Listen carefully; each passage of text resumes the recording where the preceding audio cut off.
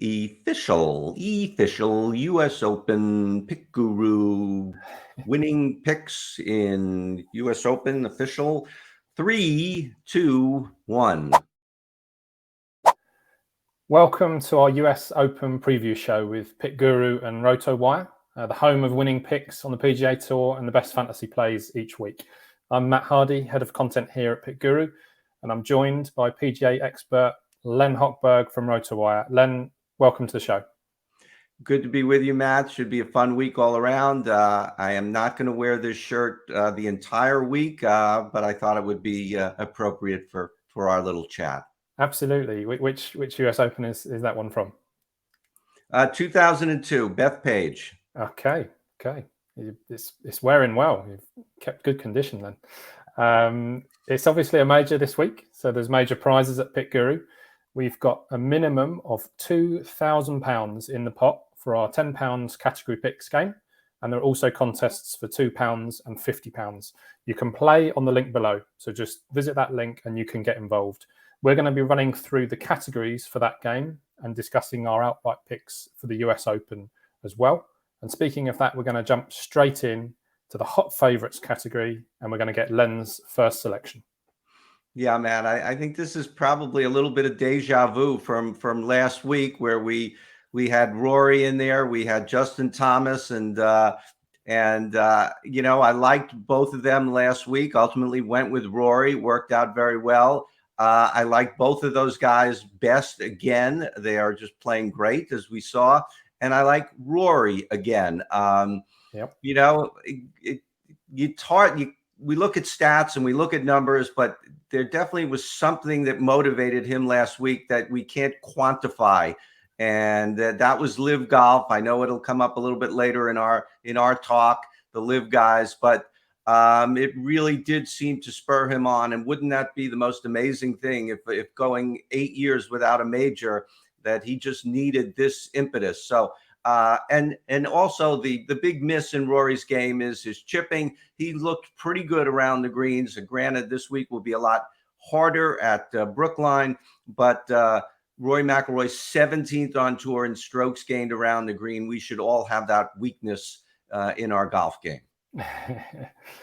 Yeah, well, I'm covering the bases for the two of us because I'm with Justin Thomas. I put him up as my main selection to win the tournament. I just love his profile. He did us a big favour at the PGA, and I'm going to stick with him for the US Open this week. I've looked quite a lot. You know, there's so many previews out there, and it's fantastic to read them all. You can read about all the different statistics and metrics. Really, a US Open tests every element of a player's game at one stage or another. And I've looked a lot at the PGA all-round ranking. JT is first for that. So that's almost my starting point. He's also first for bogey avoidance on tour. He's sixth for shot gains approach. And of the 15 individual tournaments he's played this season, he has a staggering 12 top 20 finishes. And that includes 8 top 6 efforts, including his victory at the PGA. We've rightly given Cam Smith, Scotty Scheffler, Sam Burns all the plaudits for these multiple wins. But if we base it on consistency week after week after week, JT has really led the way this season. He's been absolutely brilliant. And hopefully he can, for my sake anyway, he can make it a second major. But yeah, I think between him and Rory, I think they're the two leading players. But you can make a case for all of them in this top category. Our next section is previous champions of this tournament. So US Open champions. Which former champ have you gone for? Yeah, this is an interesting category for me. It wasn't my favorite category where I looked and had an easy choice. I will say I like Webb Simpson. He's not my pick in this category, but I just want to get out there that I think that this course, in this situation where you just have to get the ball in the fairway and distance is a bit mitigated by the shorter than usual US Open track. I like Webb Simpson. I see his numbers. His prices are good in a lot of places for a top 20 or something like that. But I think in this group of star golfers, he's a little bit outclassed. And I'm going to go with Jordan Spieth. Jordan Spieth is sort of reinventing himself as this great putter, now becoming a great ball striker and a terrible putter. we should note that Jordan Spieth has only one top 15 ever in the U.S. Open, and that was when he won at Chambers Bay. So this is not a pick without some peril, but he's top 30 in every strokes gained category except putting. I kind of think with the very, very small greens at the country club, some of the smallest we've ever seen in a major championship, that will help the poorer putters. You won't see as many three putts. So I think that could help Jordan Spieth. And if the rest of his game is on, I do think he can contend this week. Yeah, Spieth is my pick as well. And there's not a lot more for me to elaborate on your comments other than I think his putting improved last time. I think he showed a slight upturn there. And I would also add that his record in this part of the country, which I'll elaborate more in a second, is very, very strong. He was third at Bethpage with a nod to your T-shirt a few years ago. He's been second at TPC Boston, and he won the Travelers in Connecticut. So he performs well in Northeastern. And there's a slight trend here in that all previous major winners, when it's been held in the northeast of the country, have shown strong form in that part of the country. So it's something that I looked at, and Spieth definitely ticks that box. He's my pick. If we I wanted to, if I may, throw one more thing about Spieth that might sway people, and this surprised me. Well, you mentioned bogey avoidance earlier about Justin Thomas. Very important stat this week.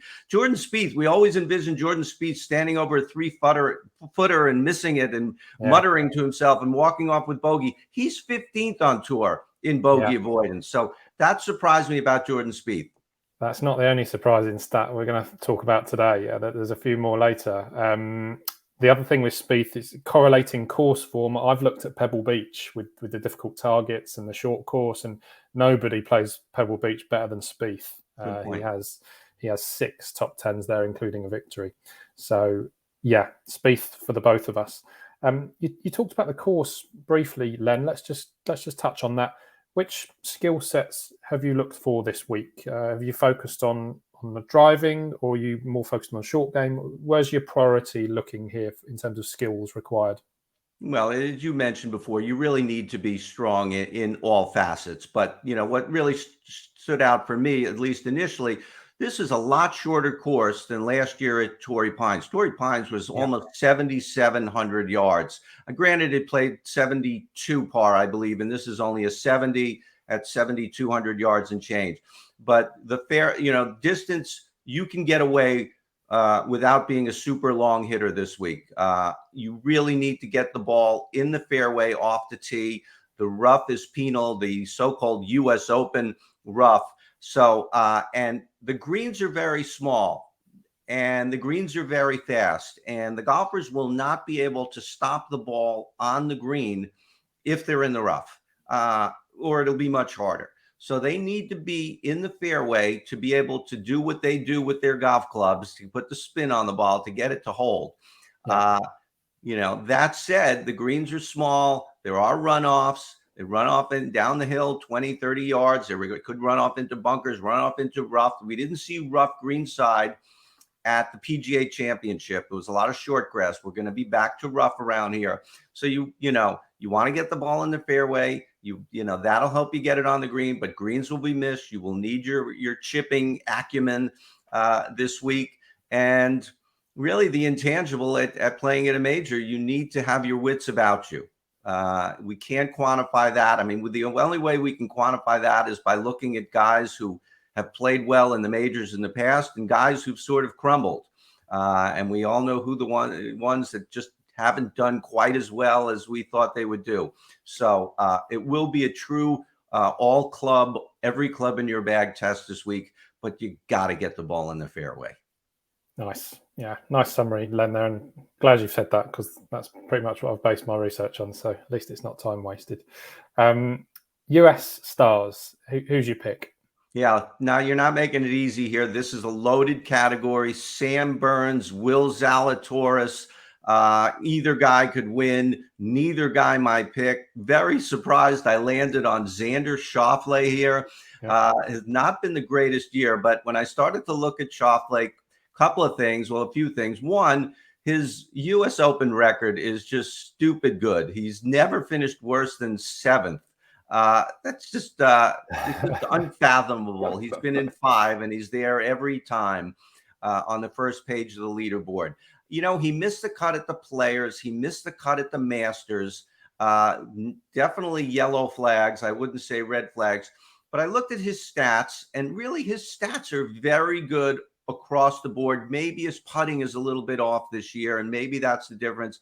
But we always see guys or hear guys talk, they scored better than they played, or they played better than they scored. I think he is playing a lot better than he is scoring, and he's just not getting the results. Excellent driver of the golf ball, pretty long hitter, pretty straight hitter, might be the best in that combination of driving among the top guys in the field. Xander Schauffele. Yeah, often a bridesmaid, rarely the bride. But that doesn't matter in this game because you're just trying to find the guy that comes out on top in this particular category. So I think Schauffele has a great chance. Loaded category, like you said. I'm with Will Zalatoris.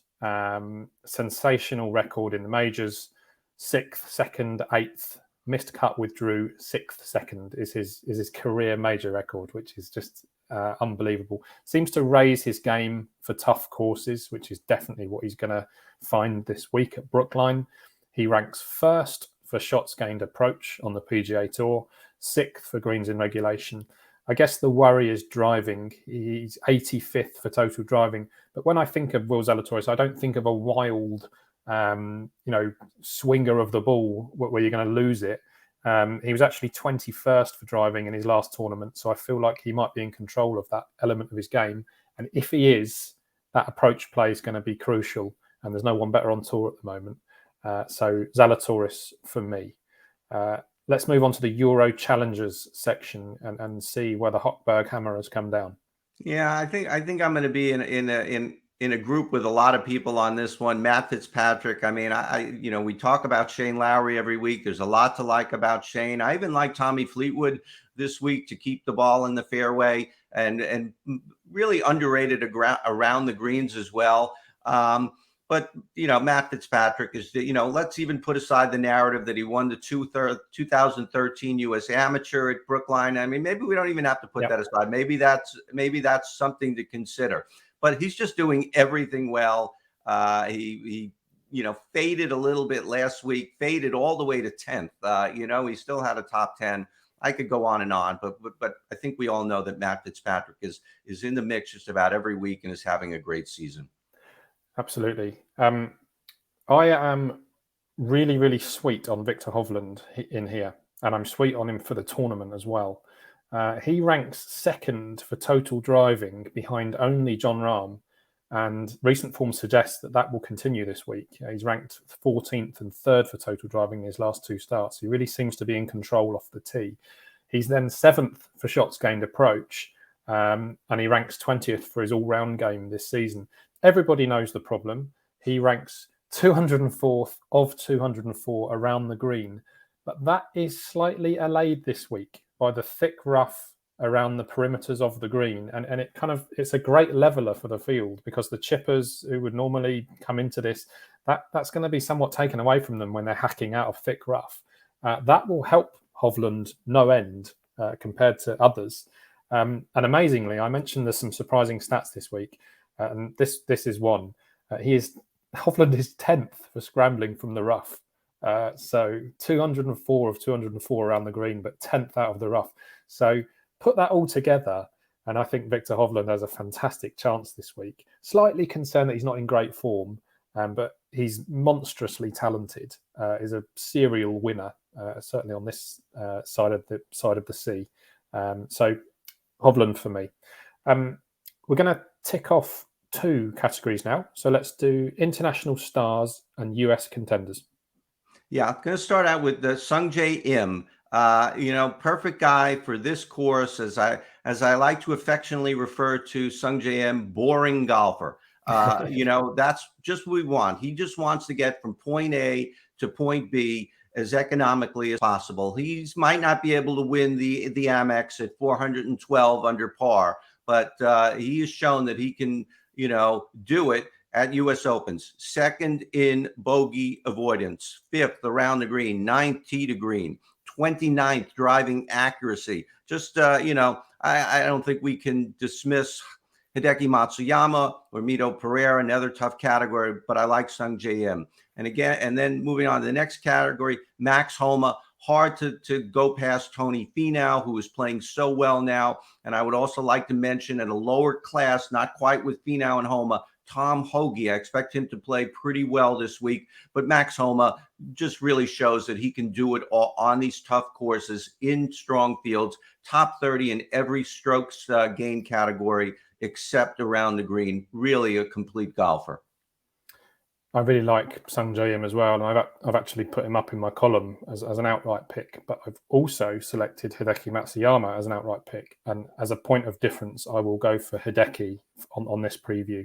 I'm hoping his disqualification from the Memorial is a blessing in disguise and giving him more time to get back to full fitness, because I'm not convinced he was fully fit at the PGA when he came 60th. And he has a really nice profile for this golf course. And he has US Open pedigree, 10th in 2013, second in 2017. So Matsuyama for me, but wouldn't put anyone off him at all, who has the perfect profile for this place. Like you said, it's amazing when you go through the data. US contenders, I came out with a guy that did very well for me a few weeks ago, which is Aaron Wise. 46th total driving, 16th for approach, 17th greens in regulation. Hits it fairly long, 44th distance. Just like you said, for some of your guys, just a great all-round profile. I found this category very difficult. US contenders, both US categories Absolutely. This week, I think are quite hard. We're going to finish with two categories. We've got the European outsiders, and a slight tongue-in-cheek category to finish us off with, which is the Live Golf. I wanted to call them the outcasts, but the production guys wouldn't let me. So it's the Live Golf category to finish with. Who are your picks? In the Euro category, the Spaniard Arnas. This was a little bit hard category. I'm not Seamus Power. I do like. He's played well in both majors. This is his first two majors. He's 35 years old. Never played in a major before this year. He's made the cut in both. But Arnas has impressed me. He's just coming off a 30th at the PGA. He's the number 2 ranked Spaniard in the world. He's past Sergio Garcia. He's just behind Rahm. I'll say this as delicately as I can. Sometimes the international players come over here and they find the competition tougher and they don't do as well as they did on their home tours. But Arnas played the Saudi International, where there were a lot of star PGA Tour players, and he tied for third in that tournament. So I think he sees that he can compete with the big guys. So I do like him at least to get through the weekend. The Live golfers is a really hard category. There's so many intangibles. You said outsiders. Pariahs could be a word. Maybe that's too strong a word, but I'm wondering how they are feeling coming back. I'm wondering if they're walking on eggshells. They are in just 2 weeks. They have, in many circles, become persona non grata. So I think that's going to affect a lot of them. And I really don't want to pick any of them in any format, but in this format, I have to. And so I will briefly say Taylor Gooch, really, 20th on tour, strokes gained. When he used to be on the PGA Tour, he was 20th in strokes gained, 20th in greens in regulation, 3rd in strokes gained around a green. A very nice combination. If he can handle all the politics and pressure around him, he could have a good week. Yeah, it's going to be interesting. I came up with Seamus Power in the European outsiders category. Amazingly, he's 10th for that all-round ranking on the PGA Tour this season. So he's top 10 all-round game. And he didn't just make the cut at his first 2 majors. He was 27th at the Masters and 9th at the PGA. So I think he'll go well this week. And I think he'll get a lot of support from the Boston crowd, being an Irishman. And the same applies to Lowry and a couple of others. I think they'll be well supported. Whereas that might be the opposite for the last category, the Live Golf guys. And there's rumours that they might be heckled or booed. We'll see what materialises. I ended up with Louis Oosthuizen. Tough category, and I went back to not course history, but tournament history. 7th, 3rd, 2nd on his last 3 visits to this tournament. that was enough for me. We will finish like we always finish, and could I get an outright selection from you, Len, as to who's going to win the third major of the season? Yeah, very surprised. As I mentioned earlier, I landed on this guy, but I'm going to stick with Xander Schauffele to win it all. Just the U.S. Open history and his sneaky good stats this year, statistically so much better than his results. And he did come back and have a good PGA after his miscut at the Masters. Xander Schauffele. 25-1 on the live odds look up there. So nice juicy price this week for Schauffele. Justin Thomas was my headline pick in the column, and I'm very happy with him. But I don't want to sit here and tip favourites every week. So I will go for Victor Hovland, who I obviously expressed quite a lot of sweetness for earlier. I think he has a lovely profile for this course, and the price as well. Like you can get 33-1 over here. And I think that's far too big for a man of his talents for a place that should set up well for him. So Hovland and Schauffele for our two picks for the outright. And Len, thank you very much for all of your insight and your picks. Good luck to everyone out there playing PickGuru this week. Good luck to all the DFS players, whichever games that you decide to play. Take a look at PickGuru, download it, get involved. £2,000 up for grabs, and all the very best of luck for the US Open 2022.